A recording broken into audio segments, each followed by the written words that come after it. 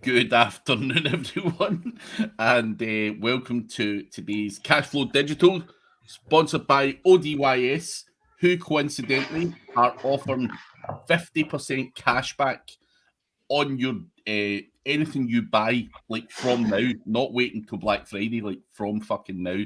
So fill your boots with whatever domains you want, unlimited amounts of domain names. You'll get 50% cash back. Into your account, which you can then use to buy. So, as I say, fill your boots, guys. But anyway, Mike, how are you feeling? First and foremost, that's the most important thing. All like shit, but I'm here. I'm alive. I'm thinking again. I can think about things. And Brad's got a new sheepskin in the background. I've had it. You like it? I think we should, instead of Cashflow Digital, can we rename the show to Cashflow Couch? Cast it up. Colorado shirt, Brad. Yes, sir. Yes. I'm not in Colorado, but I've been. So my family is in Colorado. The flag. So the flag looks a lot better than an Indiana or North Carolina flag. So I wear it. Scott Latham. Why do I know Scott's name? Scott used to come on a lot before, and then he buggered off. He said Mike talks too much shit. And nah, I'm kidding on. He used to come on like when we first started. Then he dipped out for. Well, I don't know if he dipped out, but yeah, he is a Aston Villa fan, which is the team who stole my local team's manager last week. So he's probably here to rub that shit in. But anyway, I know that. Latham. Oh no, there's a guy with the same last name that can paint really well. Actually, that's what I'm thinking of. I have to say R.I.P. to Big Darren Marion. Yeah, man. Actually, I wanted to bring up Darren and just tell everyone that I absolutely did. I didn't believe it at first, to be honest. So because he just messaged me that Friday.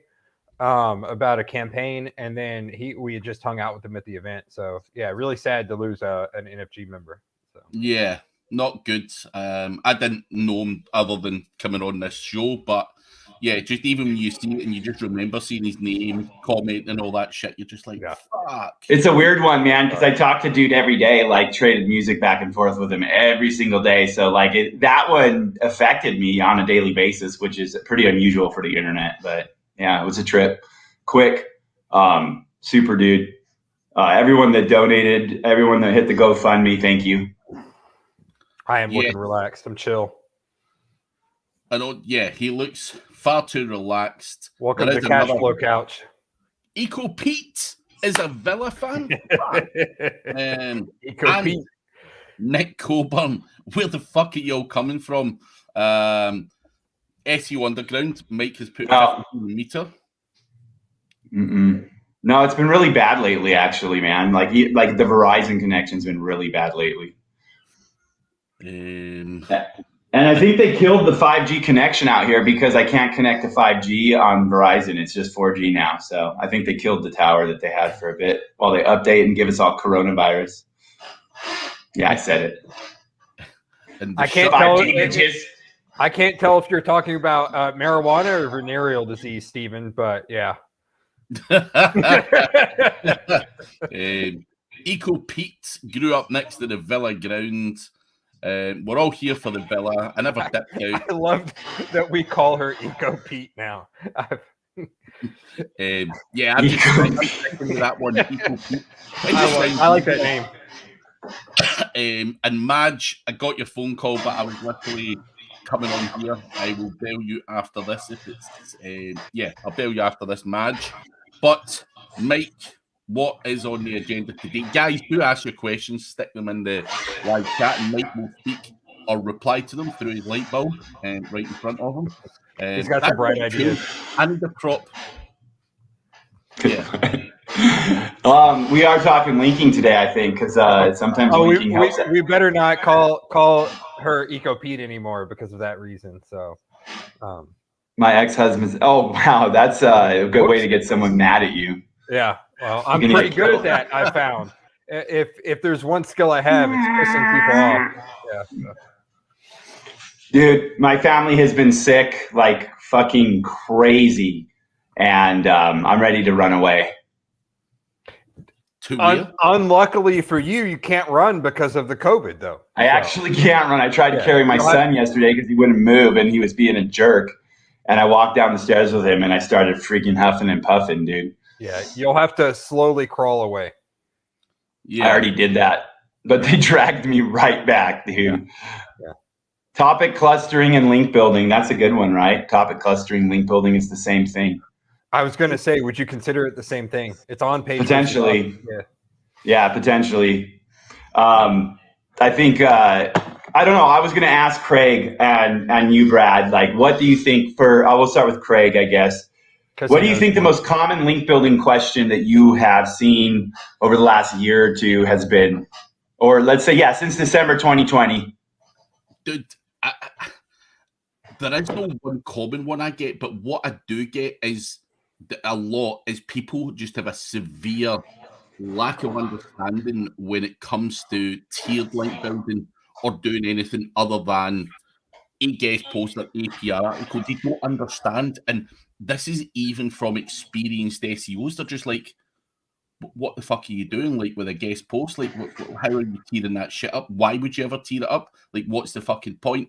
And that is something I get on a daily basis from other SEOs. They just can't get their fucking head around that, the way that works. Now, I think around like tiers. Yeah. Around, that's very interesting, because if you are building websites and connecting, if you're doing any sort of topic clustering, any sort of pages together, I mean, you really should be understanding what tiered linking is, because it doesn't differentiate very much, and it shouldn't differentiate very much. Brad, what's the most common one you think you've seen or heard or whatever? Because of what we talk about, it would be the clustering. So in a way is kind of still the tiered link building. But yeah, the topical clusters, the cluster maturation. I mean, sorry, I love that name, man. I know, it's funny. Yeah. I don't think I heard it before that show anywhere, and then I saw that pop up over everywhere, so it was kind of funny. This links back to the clustering, kind of, but it's anchor text issues. I feel like it's a big, what anchor text to use where and when, and at what point do you use exact match versus branded versus this versus that.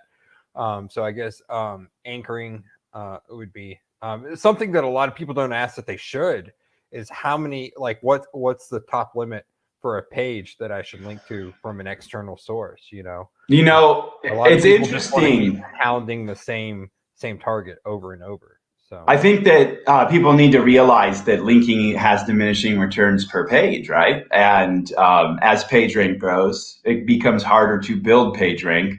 Ted said that beautifully, I think, at the event, was that as you hit different levels of page rank, you need, and different size of site, you actually need to grow your network and your connection, because you absolutely need to get to the point where links are almost costing you nothing. And that at a certain point for those pages, you need to be at a point where links cost you absolutely nothing, right? And then understanding how, like, domain weight or page rank or trunk PR, like the main page's PR affects your internal pages, and where you can get away without doing any backlinking to those pages. I think that's why enterprise SEOs tend to think that you don't need to link build. It's because or the in-house that are on large publishing sites, because you do not need to build links once you have a certain structure and a certain page rank going on to certain things, unless you need to push up above them. I got in a really big ass argument with somebody that I see eye to eye with, actually, about that. And it's weird, very weird. Publishers, people that focus on content and that have been around for 10, 15, 20 years, they get to this point where they really don't think that linking is important. They don't think about it anymore. They get past it. And I've seen people grow out of link building because they're not working multiple campaigns. They're not working multiple sites. What's up, Carl? Do you have sites that you work on, Craig, that you can throw up content and it'll rank for a lot of what you need it to rank for without doing anything? Yeah. How's your site structure on there? Because let's talk about some tiered link building then. How do you have the site set up? It depends. It depends on the website. A lot of people go on about all these kind of crazy silo structures and stuff. To be honest, a lot of my websites that have performed well have literally just been fucking thrown up without any real, crazy ass silo. I mean, they've got great internal links. Call it a virtual silo, call it what you fucking like. But most of the sites that I've got that perform really well, don't have any kind of crazy overthought process. If I want to rank for a bunch of search terms, obviously have your pillar content, any supporting articles, job done, move on, move on, move on. Simple as that. Don't overcomplicate it. I mean, that comes down to the keyword research is vital in the initial structuring, I feel like. And if you use Keyword Cupid, throw your initial keyword research into Keyword Cupid and figure out how exactly to structure it. And then, you're light years ahead of a lot of the typical SEOs. Yeah, I think that is that guy wearing a straight jacket? Steven, are you wearing a straight jacket in that picture? Are you okay? He was building too many links. They tied his hands. He's typing with his fucking nose. Yeah, exactly. Sometimes you just got to do what you got to do. They're better than what I type with. Yeah, I don't want to think about it. Yeah, go ahead. Something like I'm going to have a wild guess here, and I'm going to say you're probably very similar to me. You don't have any crazy overthought complex structure. It's just fucking throw shit up and see what happens, surely. Yeah. I'm honestly, like, when it comes down to it, a silo is just a category, and it's common sense to group pages in a category for your users. And then when it comes to topic clustering, it just, for me, it just makes sense to group pages together for what's going to convert for the users that are coming in, because that's what Google is trying to do, provide a good experience to people. I mean, realistically, so if you kind of focus on that, I do think that people get better results in the long run if they focus on that rather than focusing on like a topic export from some tool or something like that. That's great for the beginning. Like, I got nothing, and that's what I do. Like you said, it's easy. Throw it up, go, run. It's like, a lot of the times I'm lazy enough that I never go back to that or past it. A lot of times you don't have to. That's the point of phase 1 versus phase 2 content. If you don't need to optimize the content, if it's ranking well, then why would you go and optimize if it ain't? That's the whole point. Yeah. Well, that's the difference.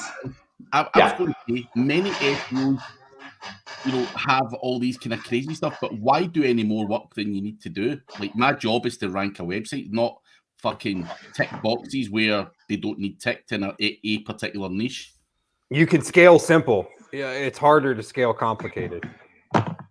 Yeah, exactly. But I think SEO is a lot simpler than people actually think. To me, it's simple. I agree.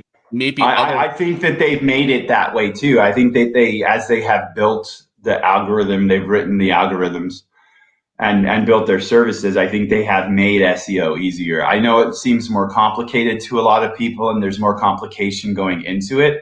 But once you get things start becoming complicated on the back end, it actually, I think, becomes easier on the front. That's the whole point of assistance and having AI and math, is so that we don't have to do that ourselves. And I do believe that they have made this job a bit easier on us, to the point where they keep making it easier to automate a lot of this.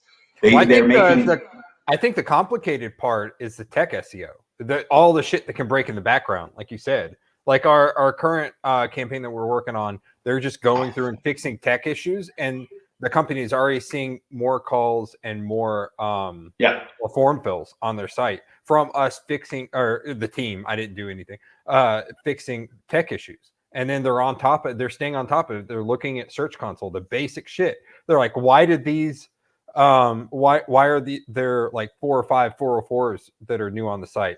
And I explained to them why. They're like, then we figured out what to do with them. But I wouldn't have thought to tell them that if they hadn't brought it up. So right. Well, and it's interesting because that campaign had three or four SEO firms on it over the last couple years, and realistically, nothing.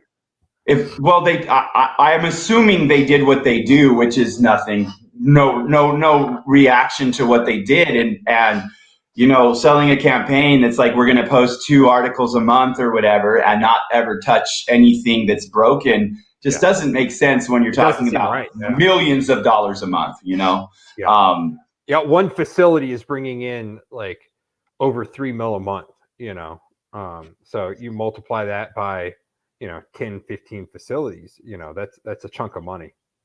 So it's funny because link building actually relies on the tech SEO. Okay, so the way I look at this, we'll just talk about like some link theory really quickly. The way I look at it and the way I calculate quality, to me, and this is how I do it, why my quality is not the same as other people, is that the relevance is created by me wherever I want to on a website. When I want a link from that website, I can make it relevant. It does not have to be a title match. It does not have to be a relevant website to be a relevant backlink. It's just not the way it works. And then if my link that I'm getting is got alt tags and it has proper on-page SEO and it doesn't throw 404s half the time or 500 errors half the time, and Google knows that when they crawl this, and then your backlink, you're competing with me, you're getting it from your PBN or some shit that you're not taking care of, that you don't have on management software like 360 or some shit, and then you got 500 errors when the bots hit, the bots can't crawl, and they decide that this is not as quality as the other one because of all these on-page factors that nobody pays attention to for their on-page, let alone their link building. This is kind of what Google does. Like, you can't really separate link building from SEO, like when it comes to on page, because all a freaking backlink is another page on the web. And that's all that is. It's just another page on the web that points to another page on the web. Whether that's internal or external, it's still a fucking website or a web page. Why would it have a different rule set than the page that you're trying to rank? And I think people lose sight of that. And it's just very simple. Focus on a page level and make things work on a page level. And then if you're doing linking networks, if you're doing anything like that, and you're focusing on quality for the website, that's why we have always talked about, build a money site no matter where you're building it. Build something that you think can make you money or pay for itself. Because when you do that, you focus on quality a little bit more rather than, I bought a shitty $5 or $10, $8, $5 domain, threw that up, and it's just been sitting there and it's decaying over time because it's not updating WordPress, it's not updating this or that, and the site's like being crawled and they're getting a ton of 404 errors because you decided to pull off some RSS that you threw on there when you're playing around. And that's why systems are important.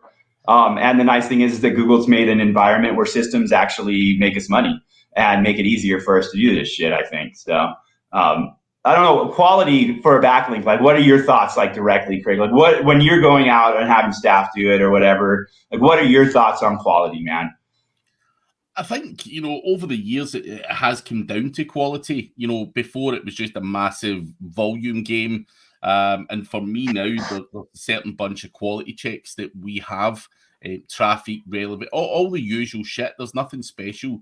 I want something that's non-saturated. I don't want a link from a page that's got every other Tom, Dick, and Harry's link on it as well. I'm looking for a bit of uniqueness.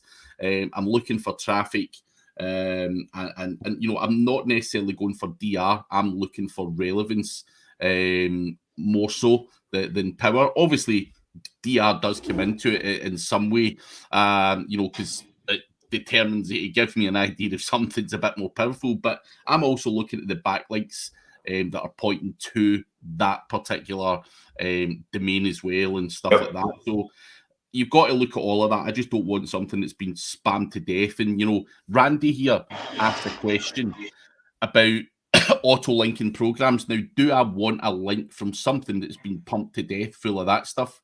No, because, the metrics are then heavily inflated. Now, I wouldn't say I'm not going to take them, but it kind of goes into a list where I'm like, I'm not sure how good that link actually is because someone's thrown the kitchen sink. You want to keep the junk as far away from it as you can. Deeper Yeah. in the tiers, it's fine. Tier 2, I probably wouldn't suggest it. Maybe tier 3. What do you think, Mike? Yeah, the people that I know that are using tools, their kitchen sink is the 5th tier. Yeah. And the thing is that if you're doing this right and you're buying the right links, you don't really need to worry about this because, like you said, Craig, tiered link building, if you're buying a link that is supposed to be a good link, then you should actually understand what's going on behind the page that's linking to you. A good link has a backlink profile. It is definitely not about what the page that links to you says, but it is what the page that links to that page says about that page, and that will talk about you. And that's just the way that the bot crawls. That's the way that they evaluate. And so I personally don't use tools. I know people that did tools for years and years and years and decided, screw this, I'm just going to go and do edits. I'm going to go and do this because it's just easier to manage. Yeah, I hate it. Yeah. I loved it at the time, but then I hated it. Yeah. I know, but I also do know people that are just doing the same old buffer site strategy and then hitting their backlinks with GSA. But here's the thing. They're not going out there and building thousands of links to the fucking link that's pointing to them. They literally have a list that they're filtering and they're validating all the time, every day. And every day they might get 10 to 40 or 50 backlinks that they want to use that they might build on randomly throughout all of their campaigns. And they run that constantly. So if that's the case, if the ones that I'm seeing do it super successfully are whittling this shit down that small, I would rather go buy a fucking backlink with some backlinks. That's just me. It's just easier, in my opinion. It's more cost efficient too. I will tell you that it's more cost efficient to buy backlinks that are good than to go out and run tools and do it. I have looked and done the testing, and there's people that do it cheaper, but they have relationships to where they're not paying for certain parts of it. And they take my word for it or go out and look at it. It is cheaper to go buy links from a trusted provider than it is to go build links with tools at the end of the day. But Glennart has a question as well. CID links were discussed. Would you discuss CID links? I'm buying guest posts and niche edits, plus doing my outreach for more links. I'm trying to move from position 8 to 11 to position 1 to 3 for keywords. I assume that's in the map, not organic is what he's talking about. Yeah, it's another link target. It brings everything together. It's just like your share link. You should be probably linking to both of them. Does it provide as much benefit as it used to? No. Honestly, if I had to choose between linking to the CID and linking to the actual landing page, I would probably choose the landing page. Yeah. I've been helping some definitely. With some local real estate campaigns lately, and the question was asked, okay, when do we start linking? When do we start doing this? I said, well, look, you've got the GMB filled out right now extraordinarily well. Now it's time to do the exact same thing on your website. Let's get access to the website, get that up and running. Then we can start doing the linking campaign to the website, and then we can start thinking about linking to the GMB. And press releases are a good way to link to all three. If you want to put out a press release, have your map embed, have your CID link, have your link to the landing page on your website. That's a good way to hub your backlink portfolio and hit all of them at one time. So that's you kind of have to intermingle everything, especially it's one campaign, plays off the other when you look at organic versus maps. So do it all at once. When you can get your landing page filled out and it's all fully optimized, and then you can connect it to a listing, and then you hit with linking, it gets a little bit additional synergy. And there's a lot of targets around a local campaign that you can use. And I would encourage people to think outside of the box and start thinking about how imagery is around everything that you're doing with press, around everything that you're doing with your landing pages and your GMB. There's a lot of targets that are beneficial out there. Targets that are beneficial always are going to be like anything that Google has made for you to share. If they have created something for you to share, then that's probably something that you want to hit. YouTube videos, include those in your PR. Yeah. Everything, all the above. Yeah. How about your YouTube video descriptions? It goes back to the basic SEO, like Jimmy used to share in DAS. You know, anyone that was in SEO back in the day could still apply that type of stuff. Just the basic core concept, not necessarily linking together all the 2.0s and shit. But putting those core concepts together and it'll work, you know. If you haven't yet gone through your profile, Glenn, and your SERPs, and go look at the backlinks and the common backlinks in that SERP, look at who's ranking and go find what's linking to those and get those links, and then start looking through a little bit lower in the tier structure to get those links as well. You, a lot of the times, can come in and slip through without buying a lot of shit. To start with, I mean, if the secret plugin that we've talked about, it pushes extraordinarily well for for local campaigns. So we actually we were looking at a South Florida campaign recently, and I think two of the top 10 organic spots, not in the maps, but organic, had the plugin on them. So yeah, pretty and what that is that's basically, if you wanted to recreate that link profile, what you would need to do is you would need to grab, let's say 100 or so domains, get them all GMB listings, get them hosted up, and basically do some one-way linking and then some reciprocal linking in that network in certain percentages, and you would recreate what that plugin does. It's much easier to just go use the plugin. Well, that's exactly the car insurance case study. Yes, exactly. That's the network that they built. Exactly. That's what they did. Yeah. If you search for, it's most states, but for anyone that hasn't seen it, they took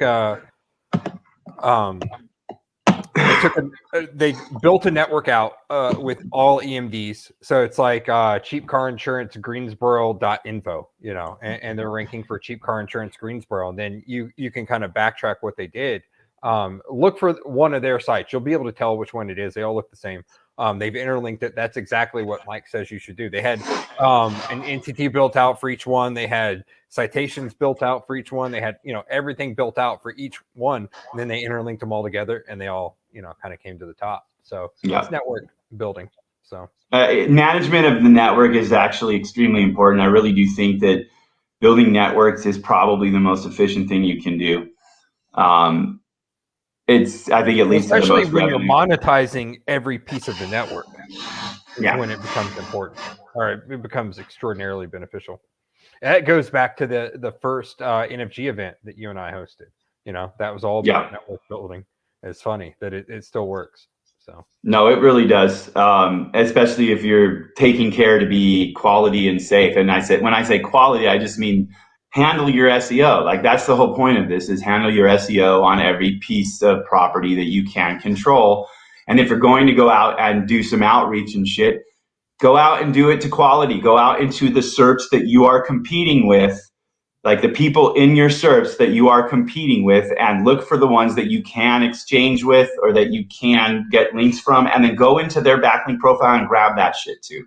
I mean, basic SEO is still basic SEO, and you want to be able to insert into the existing link graph before going out and building new things that are coming into that link graph. It is much nicer to grab a link that's already being crawled in that SERP, that's already affecting how people are ranking, rather than trying to buy a guest post or an edit that you need to bring in there. Now, you do that all the time. I'm not saying don't do that, but if you're going into a campaign, why not grab the shit that's easy first? I mean, easy is relative, because I'm not going to do that by hand. There are people that will pay. You can hire VAs to do that. It's not difficult. You can use SEMrush to do that. I think their backlink tool does it very efficiently. I would use multiples. I would use all of the tools you can get, so you get the broadest picture. I mean, do you remember? I'm sure you guys have done that by hand in the past, haven't you? Have you gone out and grabbed, looked for what directories really are doing something inside of a fucking market and gotten into that directory? That's how I used to build. That's how I used to network build. I would find the directories that had broken links, and then I would buy the EDs, expired domains, Yep. and then throw them up, and then And you're automatically honestly, that's a great way with like gray spin to get into a link graph existing already there, because you can reactivate that, right? That's why, like, this white hat shit, I hate it. Okay, I'm gonna say broken link building, not like you're talking about, but literally going out and scanning with Scrapebox for broken links and saying, I've got a new resource for you. Link baiting, essentially, I don't like it, but there's a very solid reason it is a good tactic. It gets you into a page that is already has activity for that link graph. And I don't care if that's ranking or not. I'm not talking about its quality because it's ranking. I'm talking about its quality because it is in that fucking cluster. You're looking to be in the cluster that you're trying to rank for. And that's what it comes down to. If you don't understand what I mean by a cluster, I mean that Google's bot has a clusterizer mechanism that goes in and groups pages together and builds out these then matures these clusters, establishes these clusters, which is directly affecting your ranking. And that's where you want to insert really quick. Then you come in with buying links to push yourself if you need to. There's links you can't get, there's power you can't get, then you go create that shit yourself. So, I don't know, for new sites, what's your process right now, Craig, for linking? Once you've gotten through like the entity thing or whatever, is it just like you going out and looking for the same kind of power, the same kind of quality? Like, what are you doing, dude?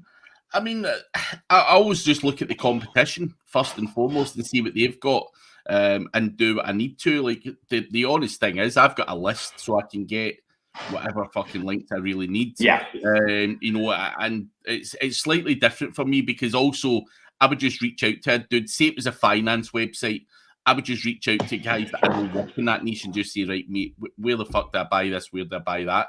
So it's probably slightly different for me than it would be for other people because I can use a network of people that I know as well as a list, as well as obviously, I will look at, PR gigs from the likes of Randy Rodé and various other bits just to throw some shit out there as well. So there's a whole bunch of stuff, and I think it's all about trying to get as much quality. It's not a volume game, so if a guy out there's got 3,000 links, I'm quite confident that I'll beat him with 300. It's so easy to go through and see, okay, this is all trash, this is great, this is trash, this is great.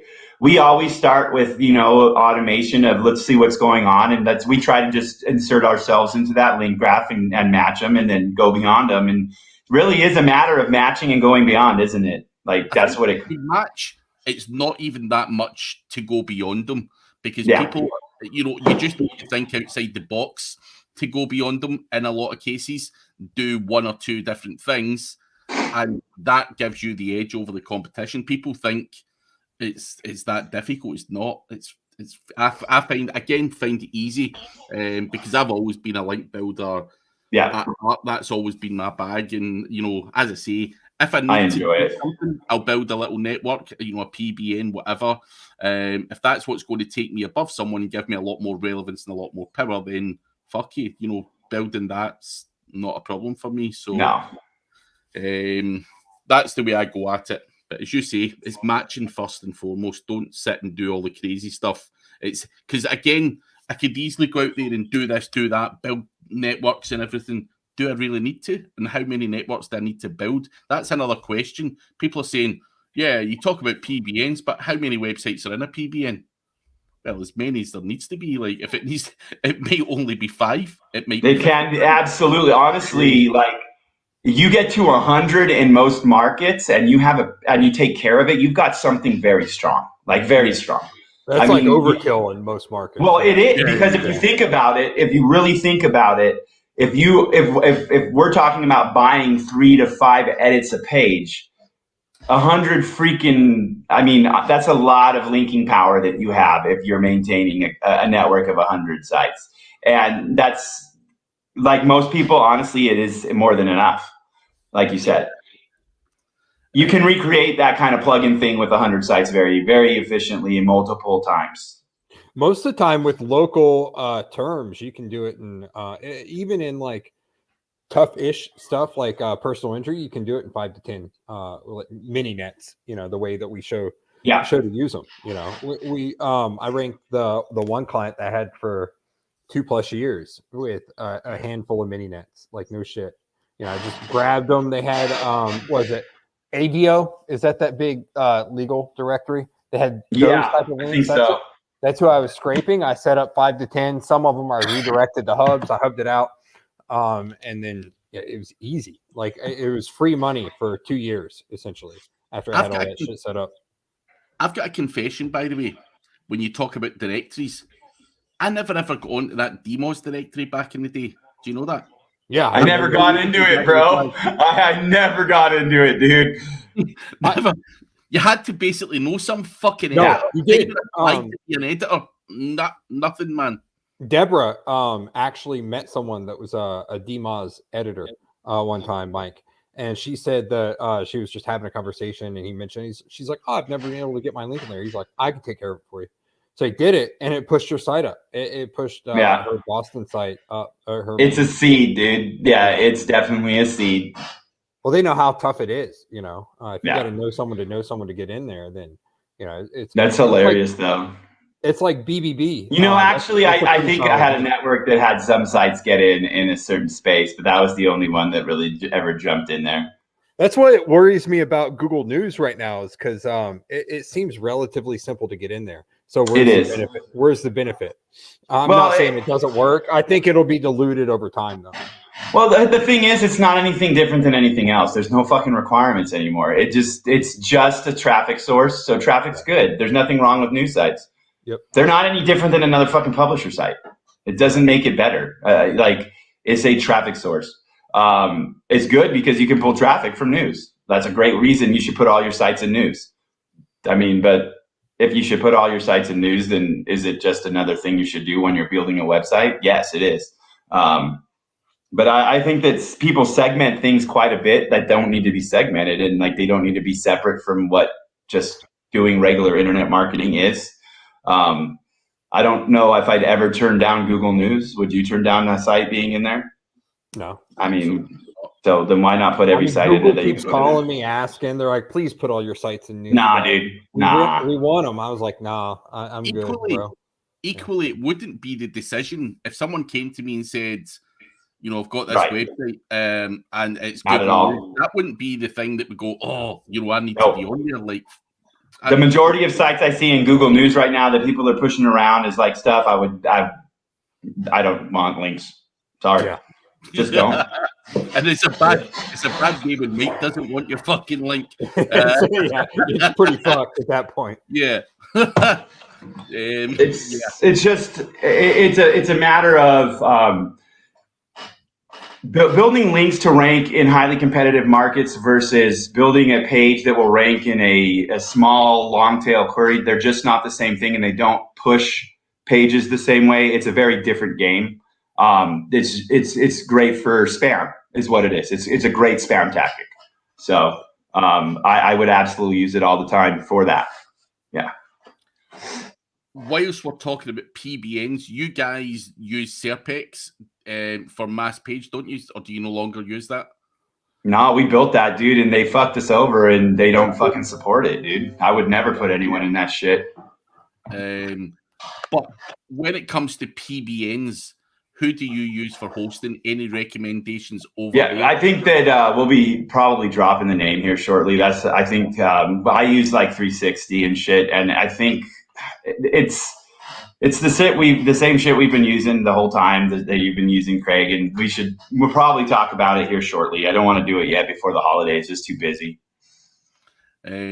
But yeah, Tommy, for me, PBN hosting, any hosting does really. You just want to try and segregate your website away from one server, one name server, one IP address, all that stuff. Traditionally, I would recommend Microhost, MICRAHOST.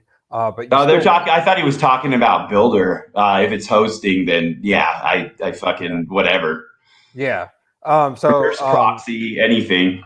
Yeah, you run into some issues depending on the host with Microhost. Like some, the SSL will be fucked and you got to go back and forth. Some, like if you're using Serpex as a builder, then you're going to have to update the PHP on some. You're going to have, they won't, those smaller hosts won't like that. but microhost makes it relatively easy. So Christian is here. It's not. It can. I would say it can, but the requirements used to be so freaking difficult, and they're not anymore. I don't see the reason. That's what worries me. Yeah, you just might. This is another spam tactic. I mean, realistically, let's get down to what it is. Like, people are using it to suck the traffic in and use that for the visibility to get the initial rankings, and then it's just a spam tool, just like Surfer SEO is. I mean, nothing wrong with spam. We do it, but just separate that's why you want to build networks, man. Separate your shit that's important from your shit that you don't care about, and then it doesn't matter. Because it's not like they're going to stop fucking Google News, they might do some cleanup and some editing and flag some stuff. I mean, they will do that. There's no question, because they've been doing this for years. But you can put all your sites in there and just treat different sites differently and don't do the same shit. Yeah, but I think Google News will eventually get slapped about a bit. So, yeah, and good to see you, Christian. What a legend that guy is. Mike, do you know Christian from back in the day? He looks like a legend. I recognize him, man. Man, he still practices SEO, but Christian and a whole bunch of other guys were very well known back in the day. They were doing all the speaking shit and all that, and he's an absolute legend of a guy. So good to see you, Christian. Nice to meet you, dude. Dave Hennessy, if you owned an expired domain that was a travel forum and your money site has a page that discusses travel forums, would it be safe to 301 the expired domain name to the money site page? Yeah, just make sure everything's in place. But yeah, you could do that. What I like to do, though, it takes some more time, is to do a page-to-page redirect. So you build that. You take one of the pages that has a good amount of links from the expired domain.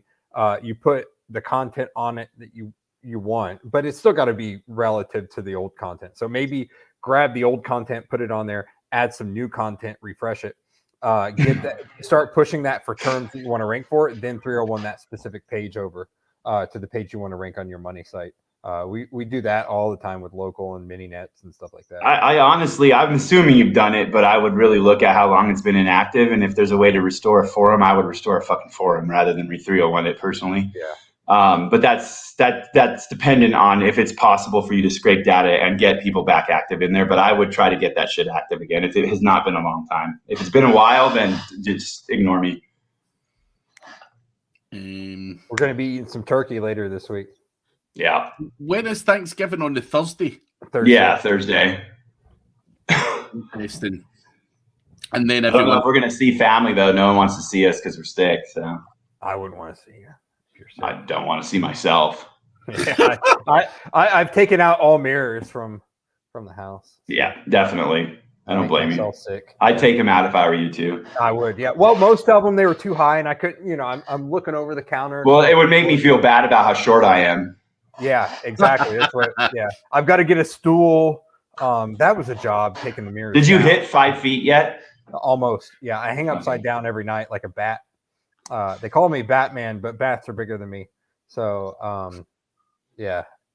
You got the penis pump on your head, it looks like. Yeah, it's yours. I borrowed it. Oh, you borrowed it? Oh, thank you. Christian is saying Google are making it too easy for companies to be indexed in the news. In the end, they are to blame, or I think Google and Facebook announced some kind of cooperation in tackling misinformation. Seems a bit counterproductive at their end to make it so easy to get indexed in Google News. Maybe it's time to restart the Google blog. That used to be something. I honestly think it's just like the .xyz stuff back in the day. They're probably collecting data. It's an interesting thing, yeah. It's an interesting concept to think about why they did it. Like when you think about things like the authorship, and if they can get people using Pub Center and stuff and just feeding content directly into them for queries, like, and they have their quality algorithms and they've got their filters written well, and then they can just not worry about the cost on the crawl and just toss out the junk. Like it's just a fucking influx of free content for them. Like they're just a curation shop, and they want free content, so they're going to take it. They're getting it.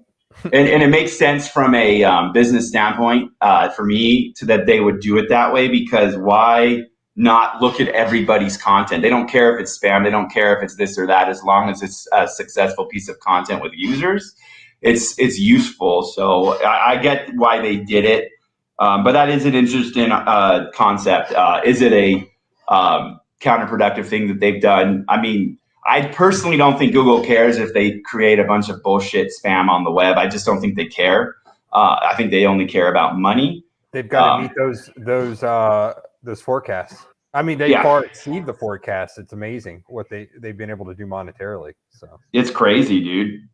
Yeah, they do a good job of what they do. That's for sure. Yeah, and the margins are insane. Yeah, it's a terrific company.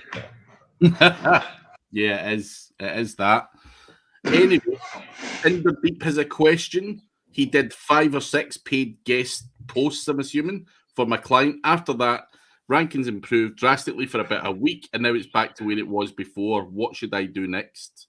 Go check where the check indexation, check to see if they're being linked internally in the internal structure still, or if they just dropped it right out like most of them do, and then start looking at pushing some linking towards those posts since they're already there. Go look. I check your on page too. And your CTR, is your bounce rate terrible?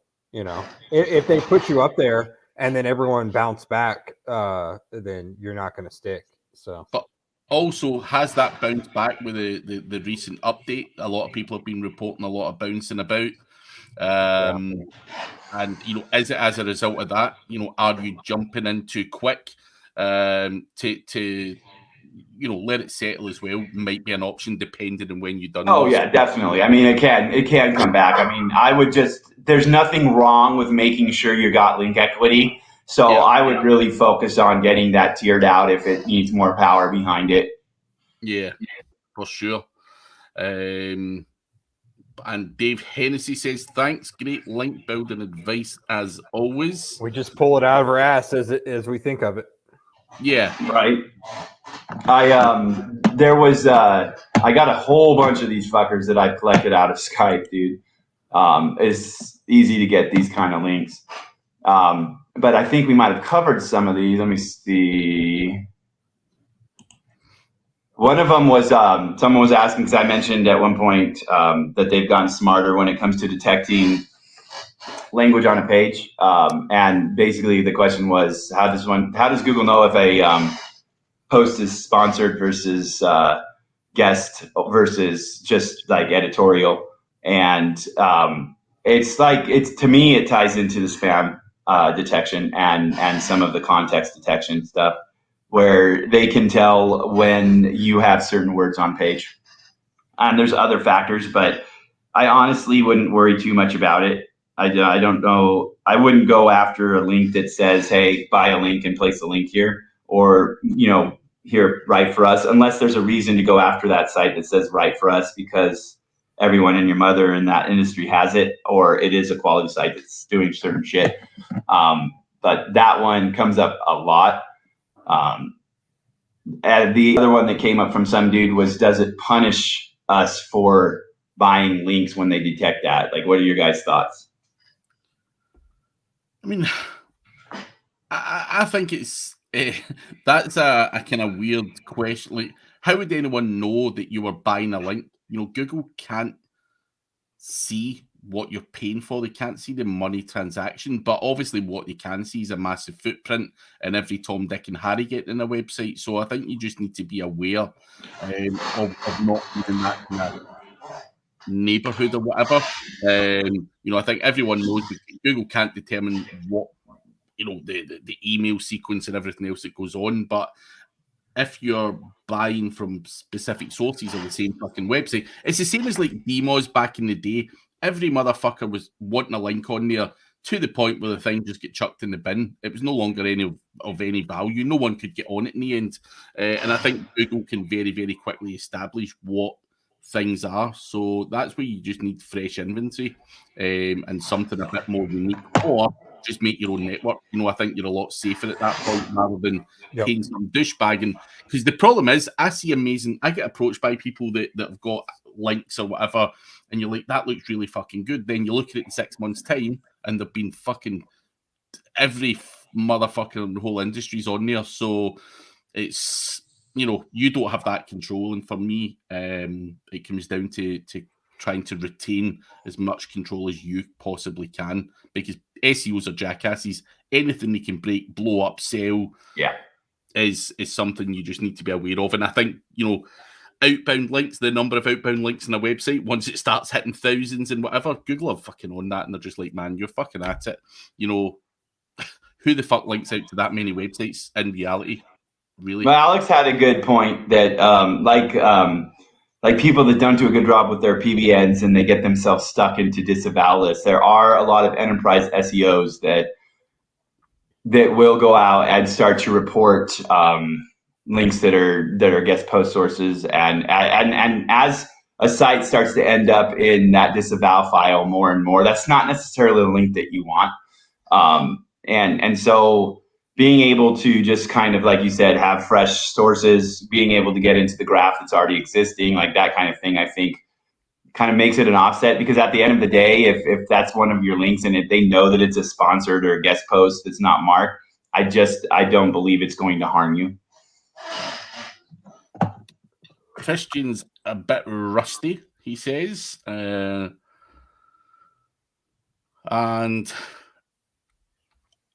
am I in Munich next year? I'm not, but I'm going to try and get there. He's going to come to the US, so should you. Yeah, Christian's always over in the US anyway, but Christian is in Iceland, so he's kind of halfway. Does he know PAR? Do you know PAR, Christian? He was a domain broker for a long ass time. SEO Viking.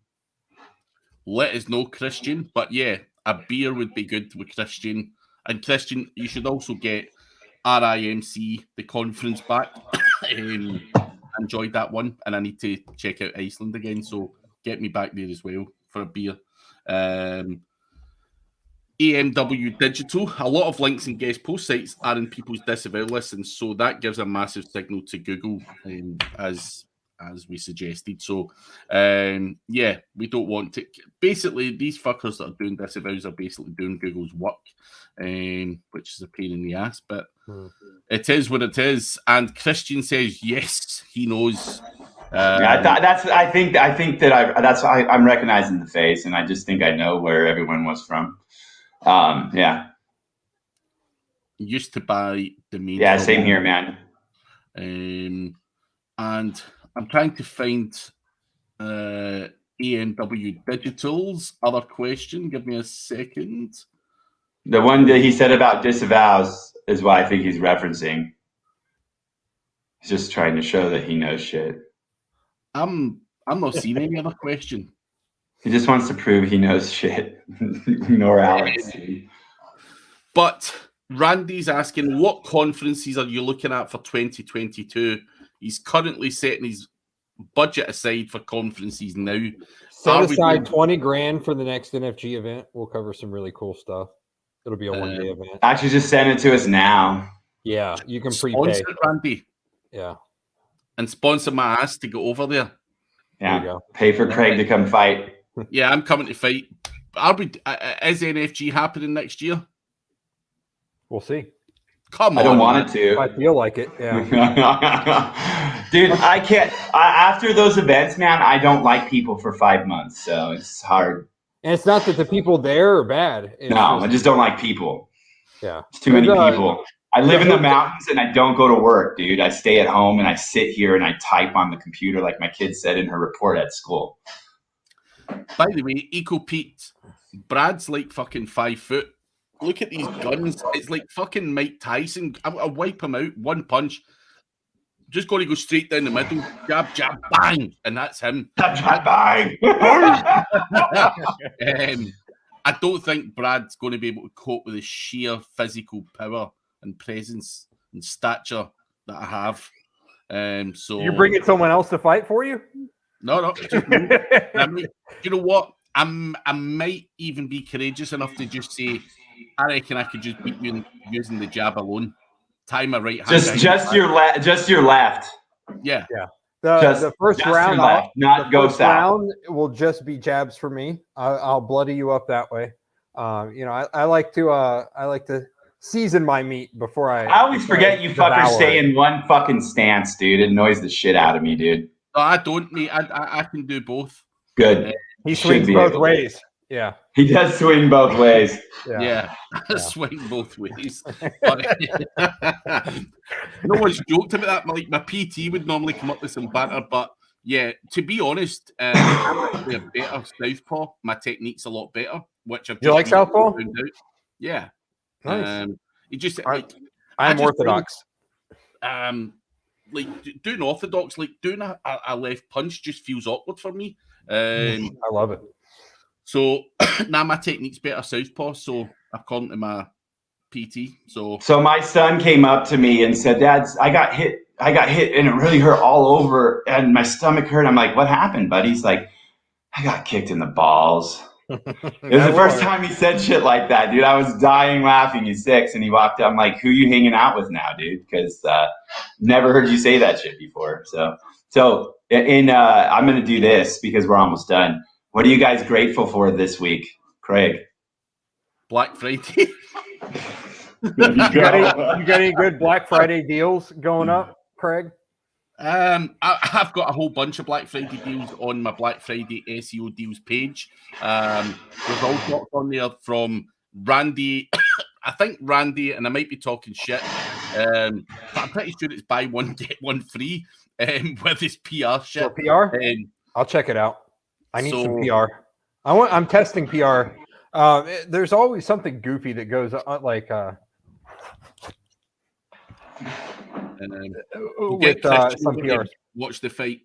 By the way, no joke. One thing on Christian. So Christian's got a son, right? And I went to shake this fucking guy's hand. I hadn't met him before. Shook his hand in Iceland. My fucking hand still hurts. Them fucking Icelandic guys. I was gonna say they make them bigger in Iceland, don't they? Oh mate, they're fucking animals out there. And Christian's a big fucking motherfucker. Yeah, they're like, I'm fat. How big is he? I don't know if he's as big as you, mate, but Christian, what height are you? He's a good 6'3", 4", I would say. Or he just feels like that compared to me. But yeah, I'm a short ass. But Randy's already getting orders from my Black Friday page. Nice. I'm already starting to make money from Black Friday through ODYS. Their deal started yesterday, so it's good fun, man. But what are you grateful for, Brad? Black Hat course no. What are you grateful for, Brad? SEO. You're grateful for SEO? PPL. That's what I'm grateful for.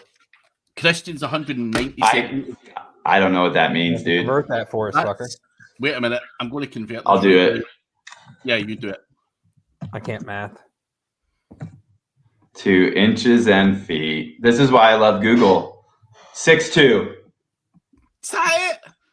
Fuck. 6'2". Yeah, that's how tall my brother is. Petite guy. Yeah, he's a small one in his family. Yeah, I understand that. Dude, my son's gonna be fucking huge. Yeah, he's a big boy. It's crazy, my boy's dude. gonna be my oldest is gonna be pretty big. He's gonna be super solid, dude. Yeah. Get him into cross country or something. But are you guys doing a Black Friday deal before we fuck off? Nah. Why not? We're not selling anything anymore. Fuck everyone. We don't do shit. Fuck everyone. Fuck all of you. Told you I hate people for 5 months after the event. It's not 5 months out yet. I've hated them for 5 years since the first event. We keep. Dude. My tear ducts fucking hurt, dude. Did your tear ducts hurt when you were sick last time, dude? Yeah. Dude, I've got pain just like, fuck, man. Yeah. Like, just, ow, like shooting pain. How many times have you had COVID? 4.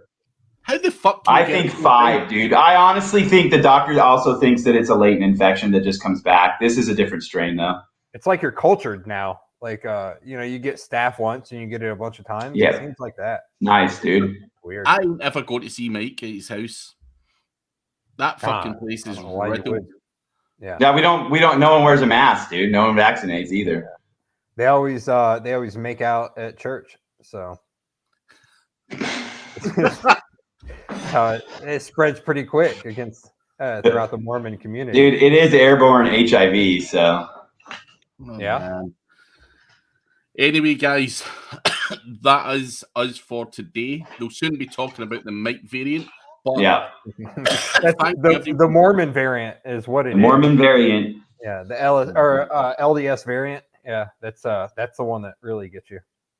It Started is. by Mitt Romney. Yeah. But on that note, we are Eating off. too much sandpaper. Yeah. So, No, we can't go, dude. You haven't hit an hour yet. Now we're over an hour, Yeah, we're 23 over, seconds, 25, 26. So Mine says 57. here's nah. Everyone Yeah. Mine actually says an hour and 57. Well, you were asking for the link an hour ago. I know before. this computer will not set the clock, and I'm like, Craig, where's the damn link? And I'm like, where's the damn link? Where's the damn link? I'm like, fuck, it's only 9. Check your phone. Oh, crazy. You like this, don't you? This salt and pepper action. Yeah, Nah. salt and pepper's here. It's I want you nice. to push it. Push it real good. Anyway, guys. Craig wants to leave so bad, dude. See you later. See you next week. Later, everyone. Thank you for your time. Eat plenty of turkey.